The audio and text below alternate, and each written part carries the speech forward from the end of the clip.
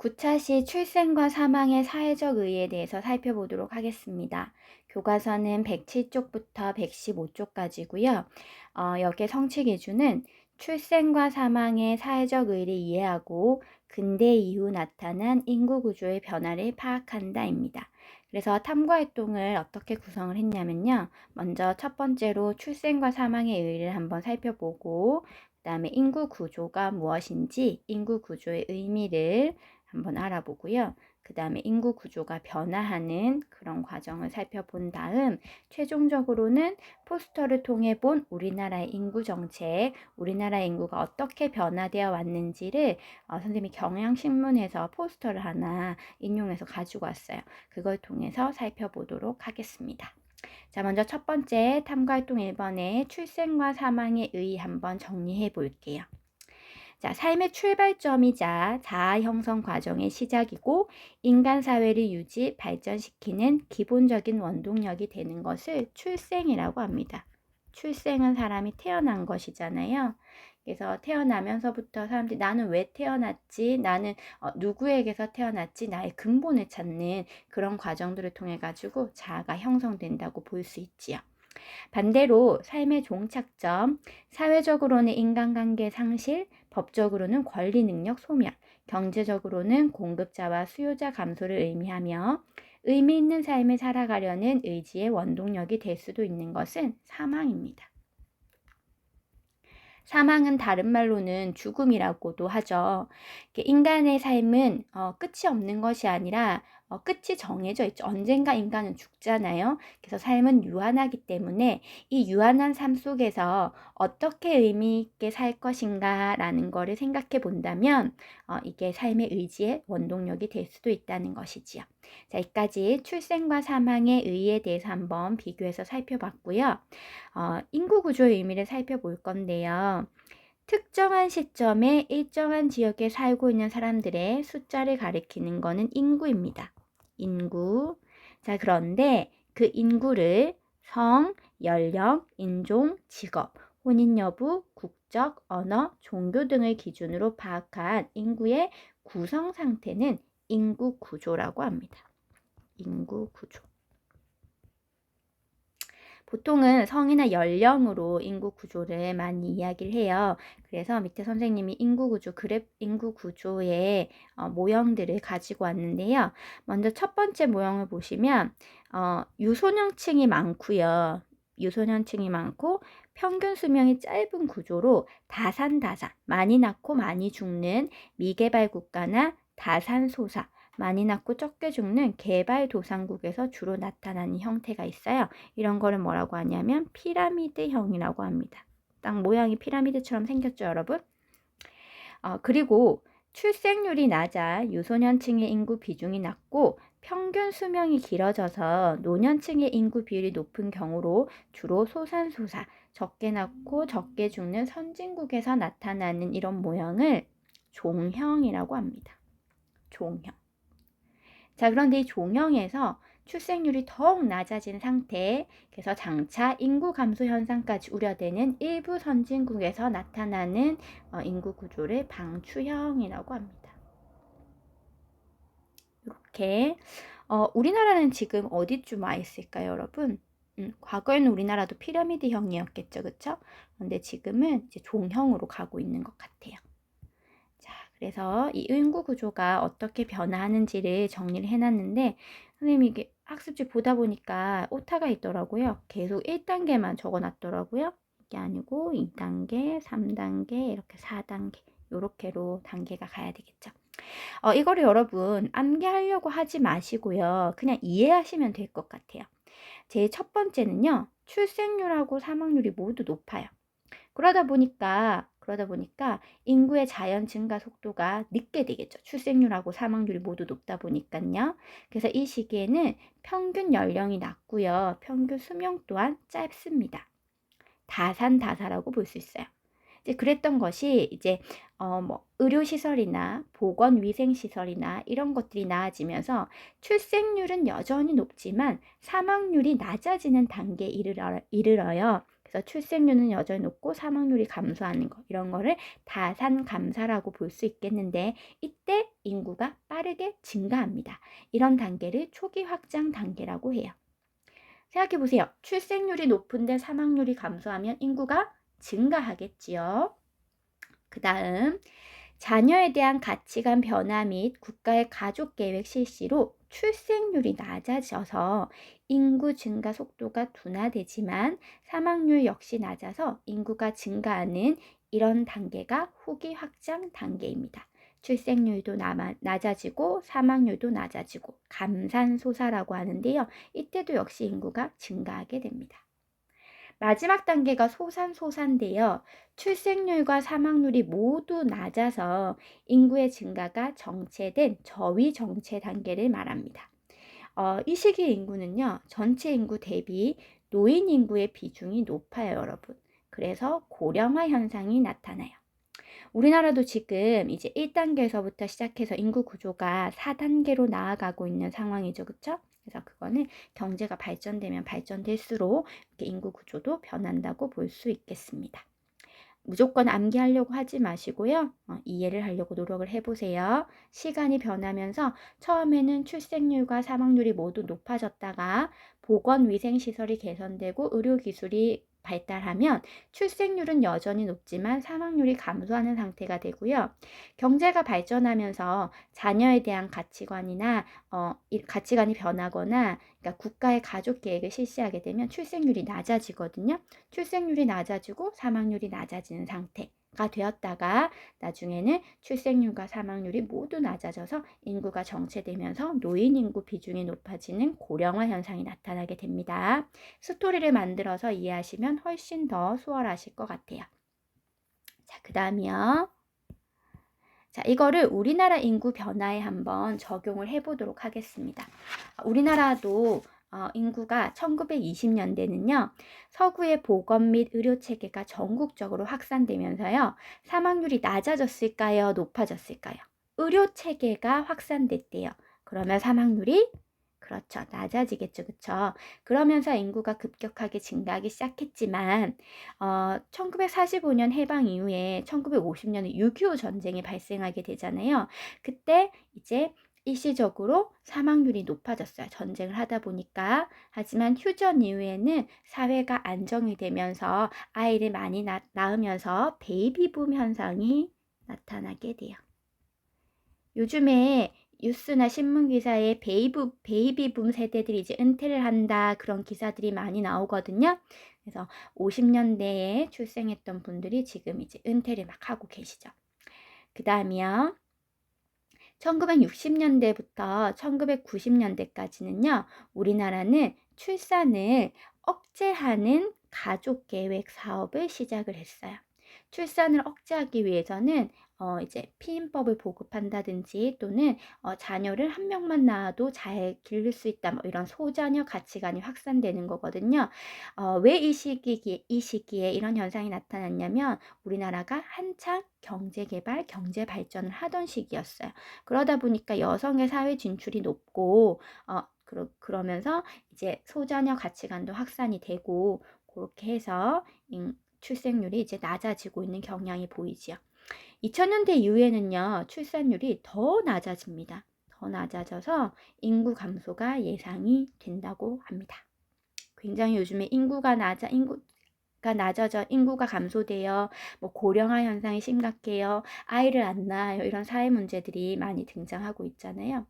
그런 걸 보면 이제 시대에 따라 가지고 인구 정책이 나라의 어떤 정책과 어떤 인구 정책이 나라의 경제 발전과 어떤 관련이 있는지를 확인할 수 있는 것 같아요. 자, 마지막으로 탐구활동 4번. 포스터를 통해 본 우리나라의 인구 정책. 이 부분을 어떻게 하면 여러분한테 좀 와닿게 전달할 수 있을까 하다가 선생님이 자료를 막 찾아보니까 이런 재미난 포스터들이 있더라고요. 그래서 사실은 이 부분에서는 뭐 출생 사망의 의의를 아는 것도 중요하고, 인구 구조가 어떻게 변하는지를 아는 것도 중요하지만 우리나라의 인구 정책에 대해서 살펴보고 현재 우리가 지금 인구에 대한 문제가 사회 문제라고 보통 이야기를 많이 하는데 그것이 왜 문제가 되고 이거를 해결하기 위한 해결 방안은 어떤 것들이 있을까까지 여러분들이 뭐 생각을 확장시키시면 너무 좋을 것 같아요. 자, 먼저 1960년대요. 이때는요, 아이를 적게 낳자 그런 분위기가 있어 가지고요. 이때 처음으로 가족 계획이라는 걸 한대요, 여러분. 가족 계획은 이제 부부가 아이를 몇 명을 낳아서 키울 건지를 결정하는 거거든요. 그래서 되게 재미있는 문구가 등장하는데 여기 보시면 덮어 놓고 낳다 보면 거짓골을 못 면한다. 이때는 이제 한창 경제 개발을 시작하는 단계였고 유교가 끝나면서 보릿고개라고 하는 못 먹고 못 사는 그런 시기를 이제 지나왔었거든요. 예, 그러다 보니까 아이를 낳는 순간 이제 그 아이한테 먹이고 입히고 돈이 엄청나게 많이 들어가잖아요. 그러니까 이런 표어가 등장하기도 한 것 같아요. 덮어놓고 낳다 보면 거짓골을 못 면한다. 그리고 3명 자녀를 3년 터울로 35세 이전에 단산하자. 와, 이거를 지금 생각한다면 여러분, 지금 시대 분위기에는 안 어울리는 표어죠. 자녀를 3명 낳는다는 것도 요즘 시대에서는 잘 공감이 안 되는 건데 35세 이전에 단산하자? 요즘에는 뭐 30대, 40대에 결혼하는 그런 부부들도 굉장히 많잖아요. 그쵸? 그래서 이런 인구 정책 표어를 보면 이게 어느 시대에 만들어진 것이었겠구나라는 걸 조금 유추할 수 있는 것 같아요. 자, 그리고 60년대는 그랬고요. 60년대는 그랬고 이제 70년대로 넘어갑니다. 70년대는 둘낳키 운동이 벌어지고 80년대는 하나 낳기 운동이 벌어져요. 한창 이제 경제 발전을 하면서 아이를 적게 낳는 거에서 더 나아가서 둘만 낳아서 잘 기르자, 하나만 낳아서 잘 기르자, 뭐 이런 정책이 이제 벌어지게 되는 것이죠. 그래서 표를 한번 보세요. 여러분, 표 되게 재밌지 않아요? 표가 딸아들 구별 말고 둘만 낳아 잘 기르자. 왜 이런 표어가 등장했는가를 생각해 보시면 예전에는 우리가 여전히 가부장적 사회, 그다음에 장자 상속, 아들이 중요해 이런 조선시대 성리학적 질서들이 그대로 이어져 왔기 때문에 아들을 낳기 위해서 아이를 계속 낳는 그런 사회 분위기가 있었대요. 그래서 딸, 아들 구별하지 말고 둘만 낳아서 잘 기르자 뭐 이런 표어가 등장할 수도 있는 것 같고요. 그 다음에 내 힘으로 피임하여 자랑스러운 부모가 되자. 그래서 피임을 한다는 것이 이전에는 교육이 잘 안 돼서 이게 잘 보급이 안 됐나 봐요.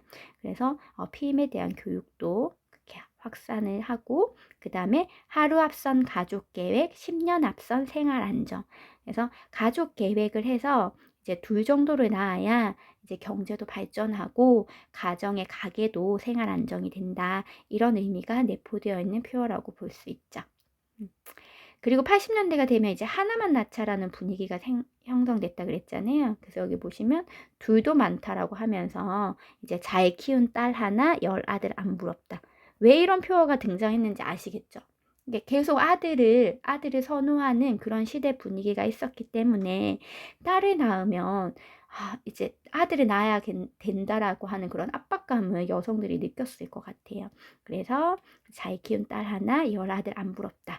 이런 시대표어가 나오는 것 같고 선생님 경험에 비추어 보면 선생님도 80년대에 태어났기 때문에 선생님 집이 이제 3남매거든요. 선생님 역시나 선생님 어머님이 아들을 낳아야 된다라고 하는 그런 강박관념이 있으셨대요. 그래서 처음에는 이제 선생님만 낳고 이제 잘 키운 딸 하나, 열 아들 안 부러우니까 이제 딸 하나 낳고 이제 안 낳으려고 하다가 아들 낳아야지, 아들 낳아야지 주변에서 그런 이야기를 많이 하니까 여동생이 이제 태어나는데 4년 터울 여동생이 태어나거든요. 그래서 처음에는 저만 낳고 안 낳으려고 하시다가 아들을 낳아야 된다는 생각이 있어서 아이를 가졌는데 그게 또 딸이었던 거예요. 그래서 또 딸을 낳으니까 아들을 못 낳았는데 어떡하지? 그래서 또 연년생으로 아이를 가졌는데 다행히 아들이 낳아서 이제 3남매에서 이제 출산을 그만할 수 있으셨다는 참 우스갯소리로 이야기하지만 되게 시대 분위기가 그런 상황을 만든다는 것이 좀 안타깝죠. 선생님은 불과 지금 시대가 얼마 안 지났잖아요. 근데 요즘의 시대 분위기는 그런 게 아니니까 우리나라가 경제 구조, 경제 발전 이런 것들이 급속도로 이루어지면서 사회에 대한 인식, 시대의 어떤 분위기 이런 것도 굉장히 급속하게 달라진 것 같다라는 생각이 듭니다. 자, 이렇게 아들을 선호하는 분위기가 이제 있으니까 90년대는요, 성비 불균형이 나타나게 돼요. 그러니까 아들이 너무 많은 거죠. 딸은 없고. 그래서 이 성비 불균형을 해소하기 위한 정책들이 만들어져요. 그래서 여기 보시면 또 재미있는 표가 있어요. 보세요. 아들 바람 부모 세대, 짝꿍 없는 우리 세대. 실제로 선생님이 학교 다닐 때도 그랬는데 초등학교 가면 남학생들이 훨씬 많아요. 여학생보다. 그래서 짝꿍을 보통 이제 남녀 짝꿍 이렇게 해주잖아요. 그런데 이제 여학생이 적고 남학생이 많다 보니까 남남 짝꿍을 하는 그런 현상도 벌어지는 거예요. 그래서 그거를 이제 빗대가지고 아들 바람 부모 세대, 짝꿍 없는 우리 세대 이렇게 이야기를 하는 거죠. 그리고 사랑으로 낳은 자식 아들 딸로 판단 말자. 사랑모아 하나 낳고 정성모아 잘 키우자. 이렇게 하면서 아들을 선호하는 시대 분위기 때문에 이런 성비 불균형이 발생을 해서 이 성비 불균형을 해소시켜 보려고 하는 그런 정책 표어가 등장했던 것 같아요. 그럼 또 10년 뒤에 2000년대가 되면 아예 사람들이 뭐 아들, 딸 뭐 구분을 떠나서 출산 자체를 잘 안 하려고 하니까 이제 예전에는 뭐 둘만 낳아 잘 기르자, 하나만 낳아 잘 기르자 했는데 지금은 오히려 역전돼가지고 하나는 너무 외로우니까 둘도 낳고 셋도 낳자. 그래서 이런 표현가 등장을 해요. 아빠 하나는 싫어요. 엄마 저도 동생을 갖고 싶어요. 이런 표현가 등장을 하죠. 그래서 낳을수록 희망 가득, 기를수록 행복 가득 이런 표어가 등장을 하고요. 2010년대 들어서는 뭐 이런 저출산 현상이 더 심해집니다. 그래서 자녀는 평생 선물, 자녀끼리 평생 친구, 더 나은 우리 아이, 더 나은 우리 미래 이렇게 이제 표어가 등장을 하고 있다는 것을 볼 수 있습니다. 자, 이렇게 표어를 이제 인구 정책 표어를 살펴봤는데요. 이걸 가지고 우리가 인구 정책을 한번 정리를 해보자고요. 자, 60년대는 이 당시 세 자녀를 출산하는 거는 적게 낳는 거를 의미할까요? 많이 낳는 거를 의미할까요? 60년대 상황입니다, 여러분. 요즘은 3명 낳으면 많다고 하죠, 그쵸? 그런데 이 60년대는 3명을 낳는 것이 적게 낳는 것을 의미했어요, 여러분. 이전엔 더 많이 낳았다는 말이에요. 선생님 할머니 세대만 봐도 선생님 할머니는 2남 5녀를 낳으셨거든요. 그러니까 7남매를 낳으셨어요.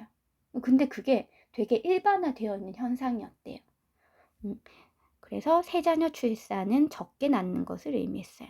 그리고 70년대는 권장 자녀를 둘로 줄이고요. 뭐 딸을 낳을 때까지 출산을 계속했나요? 아들을 낳을 때까지 출산을 계속했나요? 그렇죠. 사람들이 남아 선호 사상 때문에 아들을 낳을 때까지 출산을 계속하는 그런 시대 분위기가 있었는데 그거를 억제하려고 하는 목적으로 인구 정책 표어를 만들었죠. 그 다음 80년대 베이비붐 세대가 혼인 정년기에 접어들자 아까 베이비붐 세대 우리 6.25 전쟁 이후에 태어난 세대를 베이비붐 세대라고 하잖아요. 이 베이비붐 세대가 혼인 정년기에 접어들자 인구가 다시 폭발적으로 증가할 것을 우려해서 아이를 하나만 낳기를 권장을 했죠. 근데 아이를 하나만 낳아야 되니까 이제 아들을 선호하는 그런 분위기가 있었던 거예요. 그래서 지금은 여러분 그렇게 하면 안 되지만 예전에는 아들이 아니라는 이유로 낙태를 하는 불법 낙태를 하는 그런 일도 굉장히 비일비재했다고 합니다. 그러다 보니 아들만 이제 낳으려고 하다 보니 남녀 성비 불균형이 발생을 한 거예요. 그래서 90년대는 남아 선호 사상에 따른 성비 불균형 문제를 해결하는 것이 주된 의도로 표어 정책이 만들어졌죠. 그리고 2000년대 이후부터는 지나치게 출산율이 낮아졌죠, 여러분. 그래서 인구 감소가 우려되니까 자녀를 둘 이상 갖는 것을 권장하게 되었습니다. 자, 이쯤에서 여러분하고 어떤 문제를 좀 이야기하고 싶냐면, 왜 사람들이 지금 아이를 안 낳으려고 할까? 그리고 사람들이 아이를 낳게 만들려면 어떤 것들을 지원해 줘야 할까를 여러분이 고민을 조금 하셨으면 좋겠어요. 선생님 사례만 봐도 요즘에는 결혼이 굉장히 늦어지잖아요. 그러니까 아이를 낳는 그 시기도 굉장히 늦어지면서 또 환경 문제 이런 것들이 이제 인간의 어떤 출산에 영향을 미쳐가지고 원인 모르게 아이를 낳을 수 없는 부부들이 굉장히 늘어나고 있어요. 그걸 이제 난임 부부라고 하는데, 예전에는 그거를 굉장히 시시하면서 부끄럽게 생각했는데 요즘에는 그런 부부들이 하도 많으니까 정부에서 이 난임 부부들을 지원하는 그런 정책들을 많이 해주고 있죠. 그리고 경제적인 문제 때문에 아이를 낳는 것을 꺼려하는 분위기들이 굉장히 많이 있는 것 같아요. 그런 것들을 이제 해결하려고 하는 그런 시대 분위기도 있죠. 근데 여기서 중요한 건 여러분, 선생님 개인적인 생각입니다. 아이를 낳는 것은 본인의 선택이 되어야지 주변에서 이렇게 강압적으로 할 문제는 아닌 것 같아요. 한 명의 아이를 낳아서 기르고 이런 것들이 굉장히 의미 있는 일이면서도 책임감을 필요로 하는 일이잖아요. 그래서 단순히 여러분이 기계적으로 아이를 많이 낳아야 된다 이렇게 인식하기보다는 왜 아이를 낳아야 하고, 그다음에 아이를 낳아서 어떻게 길러야 되고, 그런 거에 대한 고민들을 꼭 하는 그런 과정도 필요할 것 같습니다.